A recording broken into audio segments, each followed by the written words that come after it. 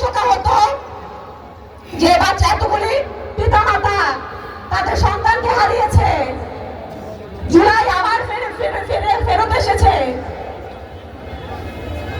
জাতীয় নাগরিক party NCP একটি বৈষম্যহীন বাংলাদেশ গড়তে চায়। শোকের যাত্রায় পরিণত হয়েছে। মাইলস্টোন স্কুল এবং কলেজের ছাত্রছাত্রীর দাবির সাথে আমি একমত পোষণ করি।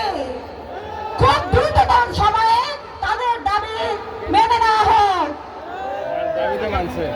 প্রিয় কুমিল্লাবাসী, বিপ্লবীদের জন্ম কোথায় হয়?